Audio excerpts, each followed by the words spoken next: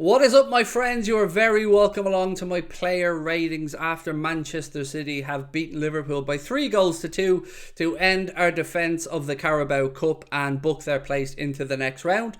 I have no complaints about the result, but I do have a bit of critiquing that I want to do around some of our players. You know the drill by now. I'm going to give these guys a score, and I'm going to ask you guys to let me know if you agree or disagree in the comment section. So look, let's start off with Caoimhín Kelleher.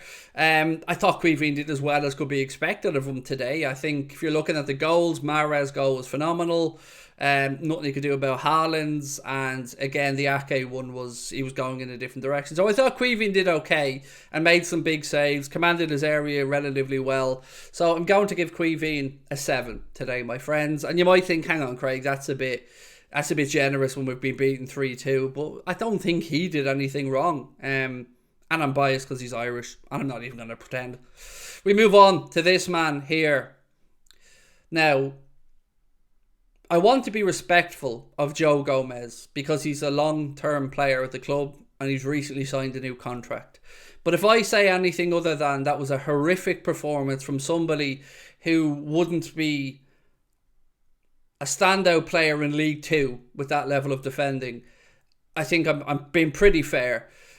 There was one incident in the opening 20 seconds where the ball was slipped through to Haaland. And I know Haaland's a tall, rangy guy who was a big stride, but Joe Gomez looked like he was running with concrete in his boots. So let's push that aside for a second. We then move on to Manchester City's opening goal.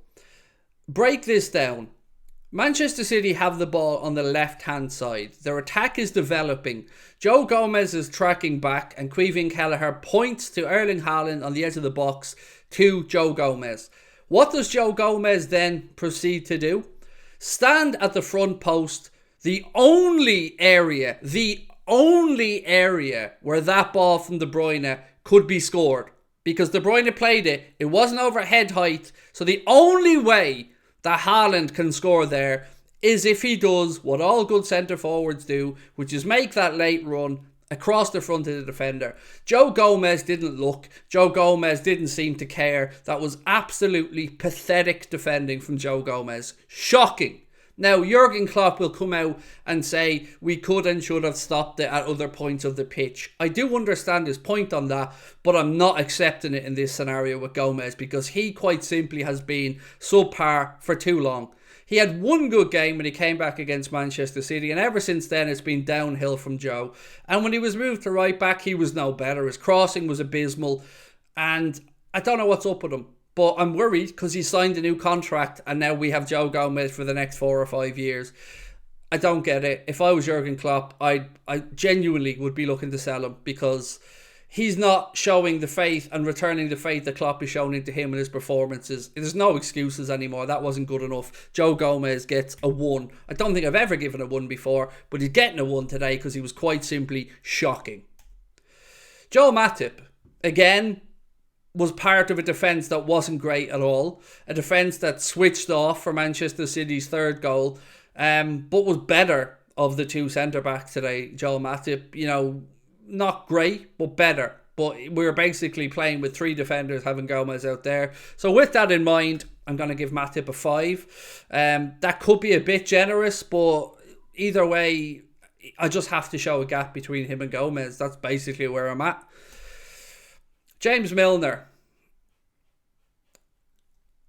Difficult one to gauge when he went off with an injury. You always get 100% effort from Jimmy Milner, and people were upset that he was in the starting lineup. I would have rather see him in midfield in the starting lineup, but then again, I still don't know as I sit here now why Trent wasn't in that matchday squad.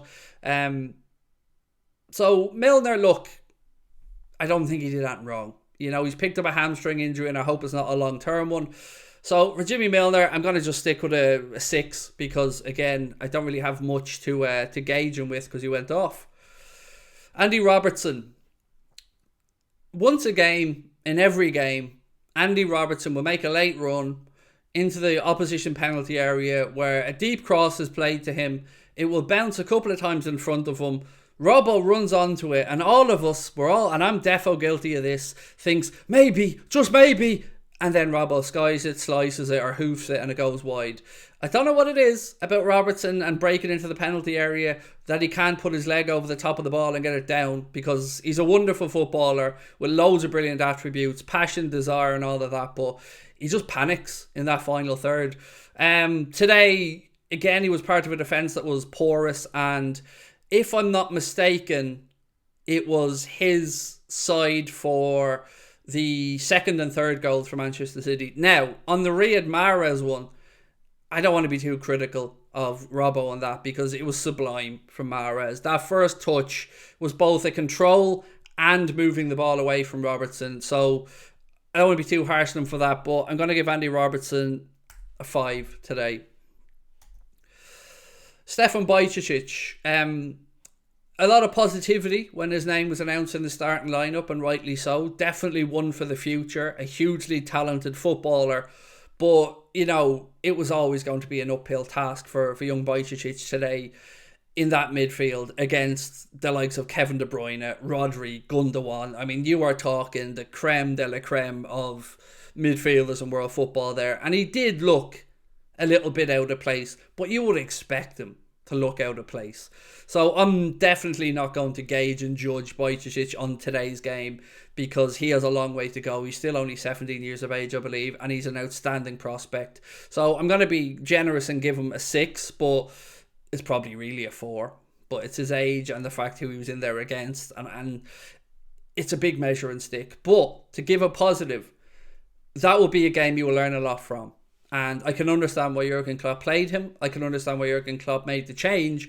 But I think it'll be really important for Bajcetic to inspire him and to push him on to continue his development. Because, as I said, that City midfield, it's up there with the best. Thiago Alcantara, a bit of a mixed bag from Thiago today. Some good last-ditch challenging, some feistiness in midfield. Didn't have the creative spark that we would, hope for at times with Thiago. And he gave the ball away on a few occasions. So, wasn't overly impressed with Thiago today. Going to give Thiago 5. Got to give him a 5. Harvey Elliott. I thought Harvey Elliott played well. I thought Harvey Elliott was popping up in spaces all over the pitch. I thought that he was always looking for the ball, always confident in possession. And I might be blindsided by my absolute love of this lad, because I do really, really believe in him. So to give him a score today, I'm going to be 6. I'm going to go to 6 for Harvey Elliott. I love him when he drops into those spaces and finds gaps between the lines. He plays that so well. He reads the game so well for such a young player, and very much looking forward to watching him in years to come. Mohamed Salah got a goal today. Good assist by Darwin. Good movement from Mohamed Salah. You know what? Some people will be critical of Mo today, and some people will say he wasn't as involved as he should have been. But I thought he put in a real shift today, Mo. And he got on the score sheet, and I can't really knock him. To be, most of the stuff we were creating was coming down the left-hand side today for Mo. So, he had to try and get involved, and City defended well on occasions as well when he did get possession. And I always look to make something tick. Look, I'm going to give him a 7 today, and that's honestly, I think that's a fair score. Fabio Carvalho, delighted to see him score. Delighted. Big sign of respect from Klopp to play him as well, to start him. If Bobby Firmino hadn't had that calf injury, maybe he wouldn't have. But again, it's another player that's learning. Wasn't at his brilliant best today, but made the right movements for the goal, was in the right area, and another player who I'm very much looking forward to seeing develop at Liverpool Football Club, and a player who I think has a really high ceiling. So, not to be critical of him at all today, the lad got a goal. Let's celebrate that by giving him a 7. And I just felt for him when Rodri was acting like a thug. I don't understand picking on somebody half of his size because of a challenge that wasn't even that bad of a challenge. I thought that was low from Rodri. But anyway, we move on. Darwin Nunes, he's in the Joe Gomez camp today, folks. He will have better days. He will score. He will do things far better than he did today. What you would never accuse Darwin of is hiding or looking for a way out. He always works his backside off, and he's got great pace, great determination. It's just that little moment, that final bit of calmness, which will be worked on.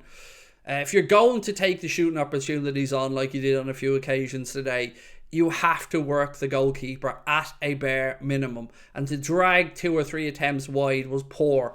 The setup for Salah, very good. And that's the only redeeming factor today for Darwin Nunes. But if I say anything other than that wasn't good enough, I'd be just being disingenuous. So for Darwin today, I mean, from the assist, I'll give him an extra point. So Darwin's getting a 3 today. Yeah, I know. And I love him. I really do. And I back him to come good. But I can't sit here with a straight face and say that he shouldn't have done better today on at least 2 occasions. Nabi Phillips. I don't know if Conor has cropped the top of his head off there because he heads that many footballs that maybe it's missing. And do you think he did all right when he came on, Nabi Phillips? Again, we switched off, and he was part of the defence that switched off for Manchester City's 3rd goal. You do not turn your back on Kevin De Bruyne ever. And I did feel there was a bit of leaning into Nabi Phillips. I'm not saying it should have been called up. It's clever. It's clever from the City player. But yeah, tough to gauge on him. Let's just give him a 6 because everybody loves Nabi Phillips. Fabinho. I think he did okay when he came on. I think we've seen more promising stuff from Fabinho. I can't defend the tackle on Rodri for the yellow. It was a yellow all day long. It wasn't a great challenge. I thought that he was getting stuck in though, and I like to see him on the front foot like he was today at times. He was looking to play progressively rather than just defensively. And it might have been because we were chasing the game. But you know what? I seen more optimistic signs there from Fabinho today. So give Fabinho a 6. Alex Oxlade-Chamberlain, almost the forgotten man at this point. But we don't score Mohamed Salah's goal without Alex Oxlade-Chamberlain's very, very good work in midfield. If my memory is correct, he received the ball from Andy Robertson and he knew he had to try and make some space, so it was a couple of drops of the shoulder, eventually works it to the left side and plays a perfect ball into the path of Darwin Nunes. Now, Darwin Nunes still had a lot to do, but it only came from that excellent ball from Alex Oxlade-Chamberlain, and I thought he was full of energy when he came on. Look, he probably doesn't have a future at the club. He's probably going to be leaving in the summer. It hasn't been the greatest story since he joined, but I always have an admiration and a like for Alex Oxlade-Chamberlain as a fella. So we'll give him a 6 today, since he set up that brilliant ball for Darwin. Jordan Henderson, again, look, we looked much better when he came on. I understand Klopp not starting him, of course, because he was at the World Cup with England and he played a good chunk of minutes for England at the World Cup.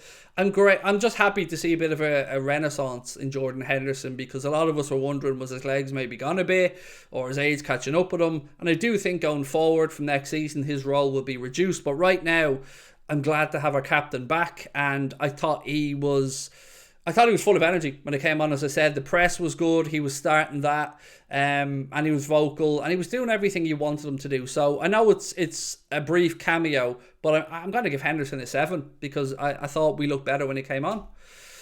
Nabi Keita. What do I say about Nabi today? Not really anything one way or the other for me with Nabi. Couple of passes he tried to slip through to Darwin that were, defended by City.